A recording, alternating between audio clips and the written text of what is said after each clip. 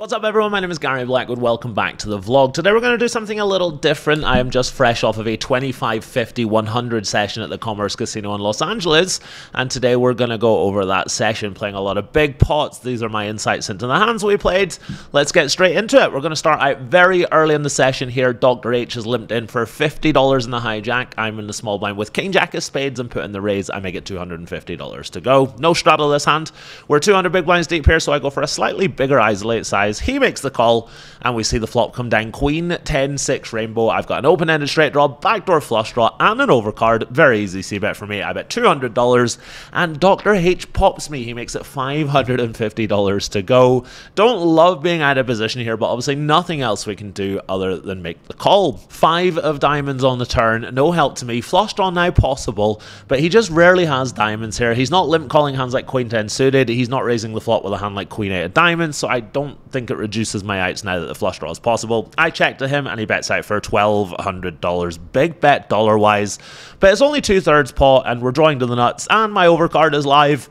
So I make the call. River breaks off. No help to me at all. Off to a bad start here. Oh, wait, hang on. It goes check, check. He says he missed. I show my king high, and he says it's good. He quietly mucks his hand. He's actually got Jack 7 of hearts going off on a little adventure. Quick spoiler alert. Dr. H is going to go off on plenty of adventures later on in the session. So pretty cool moment here early in the stream. The guy in seat 6, his name's JD. Super awesome guy. He's got a special delivery from a Magic the Gathering dealer. He's bought an extremely rare card and a set of cards. He was super excited about it arriving, and apparently it cost a lot of money, like a lot of money. I wanted to tell the story about how I was 8 years old and my best friend's older brother stole my shiny Dugong Pokemon card, but I kept that one to myself. Really nice moment here early in the stream. Back to the poker now, and we're playing the stand-up game a lot over the course of the session. This is the first round. I've got Queen 10 offsuit and raised to $300 in the cutoff. Standard stuff. The button's going to make the call. The small blind calls, and then quote-unquote Fish Bruce is going to raise it on up to $1,700 out in the middle blind. I, of course, have to fold. The other two players fold, and he shows Jack 7 offsuit. Really, really sick move by him to take it down and save himself from the stand-up game. We're actually playing it really differently here tonight. The loser of the stand-up game doesn't pay everyone out. He doesn't pay a bounty.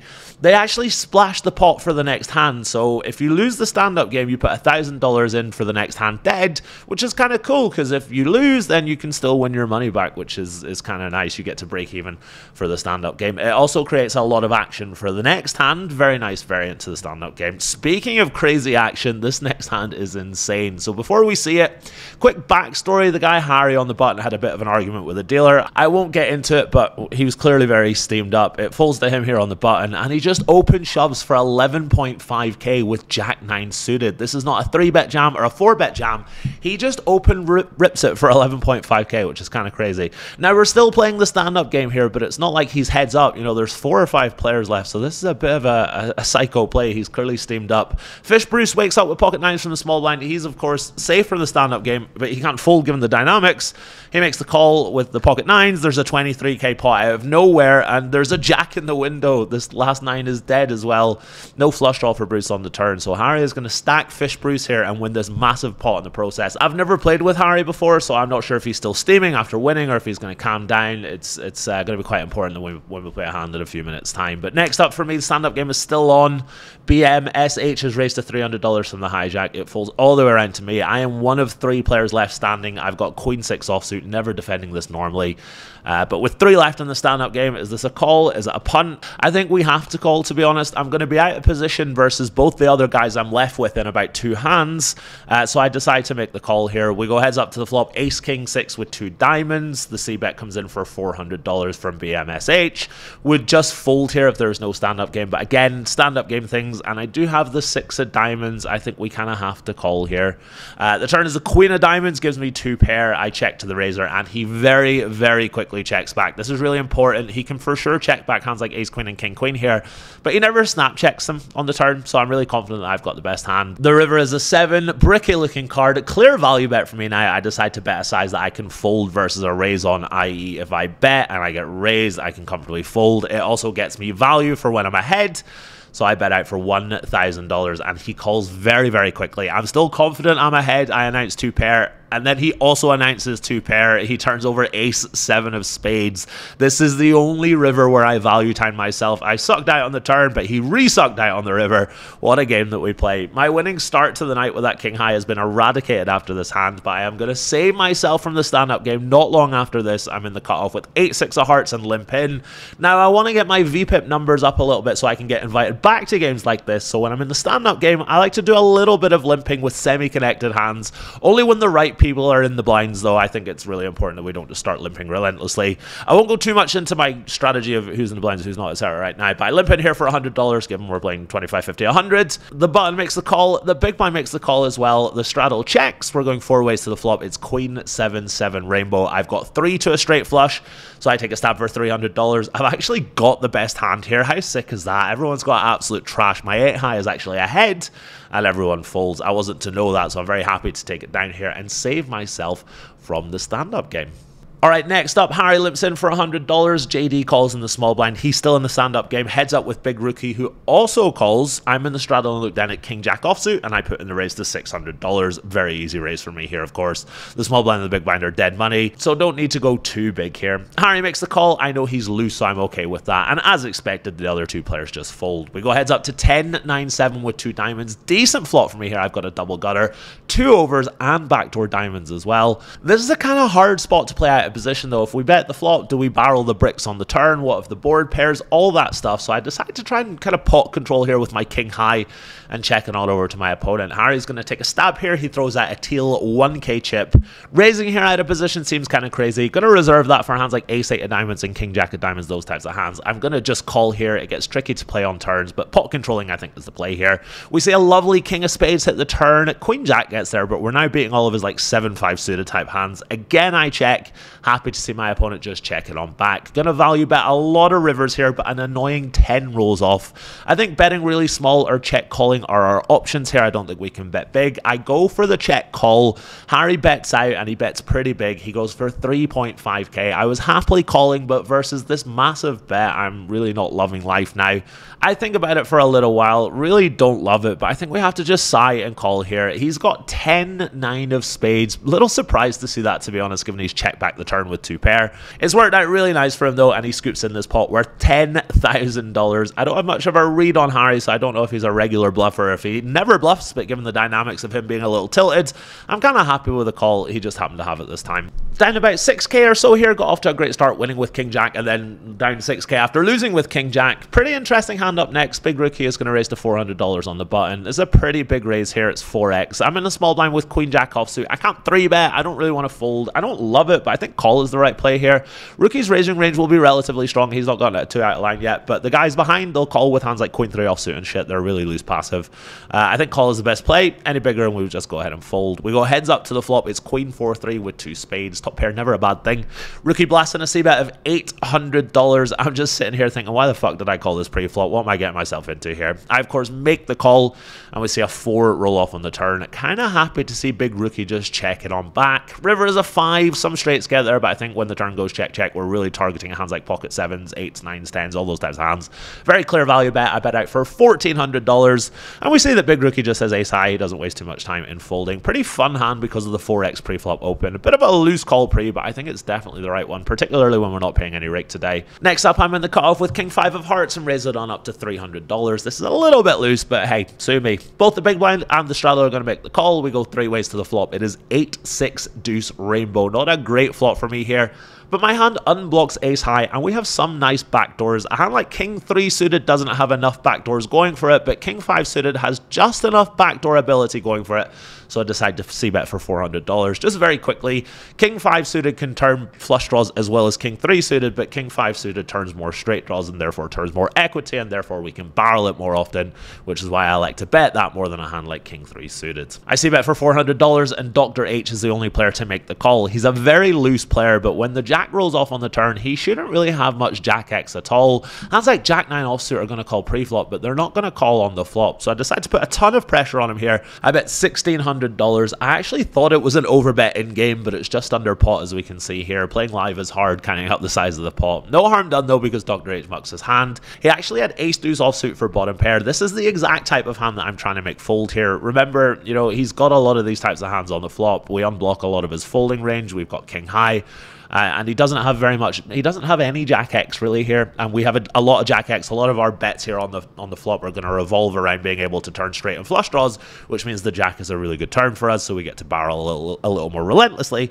Nice when it works out, but yeah, good turn to barrel, and we get the fold. Look at me just chilling in my seat, playing 25, 50, 100, six-handed, 10 grand in front of me, hanging out with the boys in LA, living my best life here. Stand-up game is back on for this next hand, quite early in the stand-up game, and Dr. H has brought it in for a raise. He's super loose, super call happy, and the stand-up game is on, so I think when we look down at ace jack of diamonds here, we've got a pretty mandatory 3-bet, so I go ahead and put in the 3-bet. I've lost a couple of hands here, and my strat in the stand-up game is to not top up until I'm safe. You gain a little bit of an edge being shorter. You get to just rip it in and generate more fold equity, which is obviously a good thing for the stand-up game. Anyway, my opponent makes the call, and we see the flop come down 5-4 deuce rainbow. Now, given the stand-up game is on, I want to be safe. His range is super wide, and we benefit from making him fold a hand like king 10 or something with 2 clean overs, and there's already 5 bags in the middle here, so I just go ahead and stick it in. Theory-wise, this is actually correct. Not advocating that we replicate the solver in a game like this, but it is solver approved for a reason on this specific 5-4 deuce flop that we see here. No snap call from my opponent, no snap fold. Kind of don't know what he's tanking with here, and I've got ace high though, and I've shoved in for 7k, so I really would like to just take it on down. After a while, he does make the call. I'm going to need some help here. I ask him if he wants to go once or twice. He says twice. I turn my hand over, and he tells me I'm ahead. He's called it off here with ace 10. I nearly fall out my chair when he says that to me. I am 4 cards away from scooping in a pot worth $20,000. Let's hand it on over to the commentators for this one. Dr. H needs a jack. Or sorry, a 10. Wow. They run it twice. Oh my god. 10. There's a diamond though. You're an all-star. Oh, wow. I get the button though, right? Yeah. You got the button. That's all that matters then. That's all I want. I mean, it's tough not to moan about this. At the time, my reaction was genuine. I smile. I ask if I win the stand-up game. I'm not that fussed about it. I joke with Dr. H that I just wanted to win the stand-up game, and I'm happy with that. But watching it back, it's a $20,000 pot. No 10 for all the marbles, but no. Classic Gazaby, run bad in anything above 5-10. But hey, move on now. Let's move on to the next hand. Dr. H has raised to $350 on the button with ace-7 offsuit. The big blind is big rookie, and he 3-bets to $950. We'll keep his hand a mystery here. I'm in the straddle with Kim and Chloe. Lovely spot to 4-bet. Big rookie has played a little snug so far, but if he's got aces, then it is what it is. Happily playing for it all here. I make it 2.6k to go. I like the size here this deep. Could go smaller, but certainly not bigger than this. After a long tank, big rookie actually folds his hand. He folds ace-10 suited. I think every other player at the table would call there, but big rookie is a little tight, a little snug. Nothing wrong with that. He gets away from his hand, and I drag in the pot. Next up, I've got king-jack again, unsuited this time. I raise it on up to $300 in the cutoff. Dr. H is going to call, and JD is going to call out the straddle. We go 3 ways to queen, 10-8 rainbow. Right, surely this time we're going to hit our draw with king-jack. We've had the double gutter, we've had the open-ender, we've missed every time. Pretty clear c-bet in position here versus 2 players. We get to dictate the pace of the hand, and we're drawing to the nut, so I bet out for $300. Dr. H isn't going anywhere just yet. He makes the call. Neither is JD. He calls as well. We see the 10 of hearts at the turn. Worst turn in the deck. Both these players have got a lot of 10x. I don't have much 10x. So when it checks on over to me, I just check it back. Going to try and get there for free. The river is a king. I do improve. I can beat all the queen X now. Both players check to me, and looking back, I think we miss a value bet here. Yeah, they can check a 10 to me, but they'll likely bet out themselves, and they've each got a lot of queen X in their range. In hindsight, I think a bet is best here. No harm done, though, as I knuckle back, and Dr. H has got ace-10. Tell you what, good thing the ace didn't hit on the river, because I would have been toast there. I would have bet. He would have raised. I probably would have shoved for value, to be honest so it's a good thing it didn't run out 10 ace on the turn in the river. King Jack is flopping the world, but can't do much more than that so far tonight. Alright, stand-up game is back on now, and only one player has won a button. It's BMSH, and he's limping in for $100 here. The button then raises to $600, and once again, Big Rookie does some re-raising. He makes it $1,200 to go. Really weird size here. I'm next act in the big blind. I look down at Ace King. I've got 10k in front of me here, and I decide to just rip it in.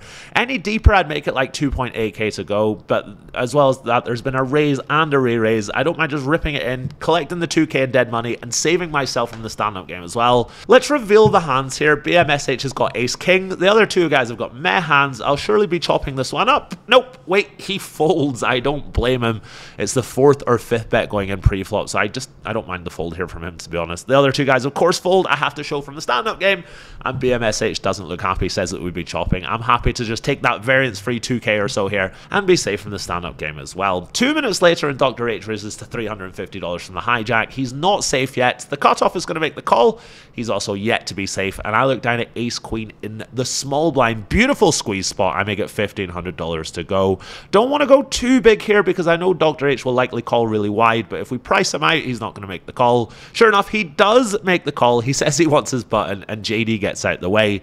No pair for me on the flop here, and I did nearly check, but it's a king high flop. Good board for my range. Scary as it is, I think c-bet is the right play here. I bet $1,100. Dr. H has just got 6 high. He can't continue, and I take it down. If I check the flop there, I'd just be check folding. So c-betting and not letting him bluff me is for sure the right play there. Happily, he didn't have a king, and it didn't blow up in my face. Catching some cards here, and just 4 minutes after that ace-queen hand, we're back in action again. JD is limped from the hijack. He's still in the stand-up game. I raise it on up with Jack-10 offsuit from the cutoff to $400.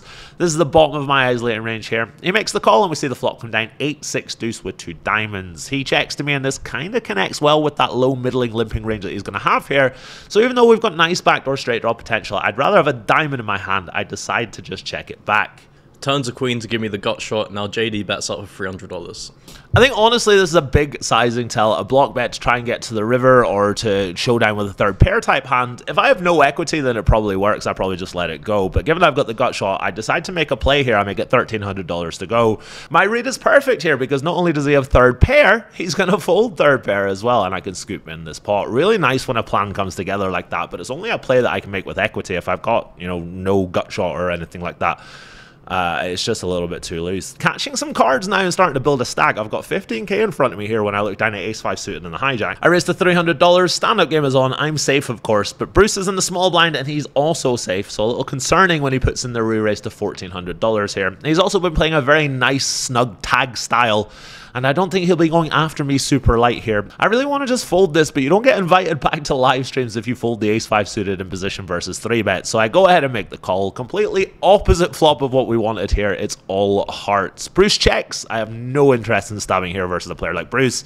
I just check it on back. He fires on the turn, and I just let it go. Like I said, I really wanted to fold pre here given how snug he'd be playing, but it's not a great look if we do that on stream. He's got ace-king. Interesting decision. Check the flop with top pair, top kicker. I guess the monotone board made him decide to do that, but yeah, not a great flop for me there, and I just let it go. So as mentioned, we're doing this different variant of the stand-up game here. The loser splashes the next pot for $1,000, and this is the pot. I have the button, which is also nice as well. A couple of limps, as expected, trying to say a cheap flop with all that money in there. I've got 10-9 offsuit. I'm on the button. I decide to put in the raise here to $800. I never really expect to take it down pre-flop here, but my hand is okay-ish if we go to the flop versus 1 or 2 players, especially in position, and nobody in this game is going to put in the re-raise with like ace-4 offsuit to take it down. It's a loose, passive game. I go for the big size because if I just make it $400, then obviously I get like 7 callers, and we really don't want that. So I make it $800 to go. Harry calls out the small blind, and Dr. H calls as well. We go 3 ways to the flop. It's ace, king, 7 rainbow versus the 2 loosest guys at the table. I decide to c-bet. Yeah, they're going to have a lot of ace-x and king-x type hands, but so much air in both players' ranges as well. And I can barrel on certain turns like a queen or a jack or an 8, or maybe even a 9 or a 10 to just, you know, I block their turn 2 pairs and stuff like that. So I decide to bet out here. I bet out for $900, just trying to scoop in all this money that's out there. Harry makes the call, and obviously Dr. H calls as well. This 1k in free money is bloating the pot here and costing me a lot of money. The turn is the deuce of hearts. I see no reason to keep firing. I don't have equity. I don't have block. blockers. I don't have anything going on for me here. So when it checks to me, I just check it on back. The river is a 6, and Harry bombs it for $4,000. Dr. H gets out of the way. He had a 7. I, of course, fold, and Harry has got 10 high. This is an insane flop float out of position with another player behind, and then a big river bet by him. Totally unable to put him on a hand like this here. Great play by him, but I've been sucked in by that dead 1k in the middle, and it's cost me $1,700 trying to win it in the process. Alright, next up, we've got a limp from BMSH. He did this with Ace King earlier, but he's also done it with a lot of trashy hands as well. Dr. H is going to raise to $500 on the button. This could be any 2 cards, and I look down at pocket 10s in the straddle. Great spot to re-raise here versus Dr. H. I make it 2.3k to go. BMSH then busts out the limp re-raise. He makes it 7.1k to go. This is kinda gross. Dr. H is out of there. He had ace for offsuit, and now I have a decision to make. I've got 9.5k in front of me after the 2.3k raise.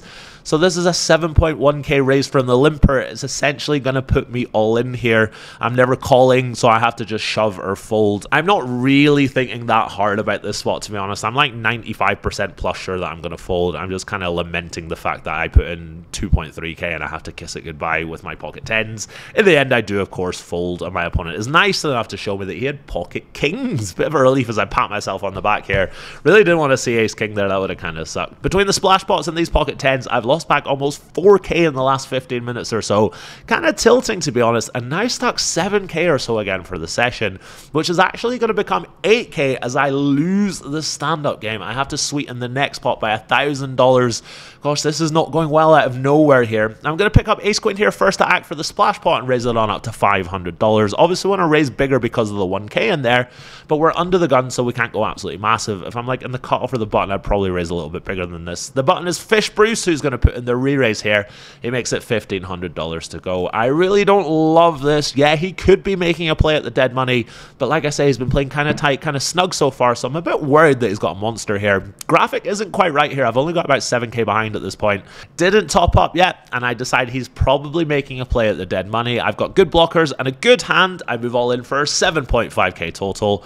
Always good to fade the snap call here. He goes deep into the tank. It feels like he's just nit rolling me with jacks or 10s or something like that. I ask him if I can see his cards while he's thinking.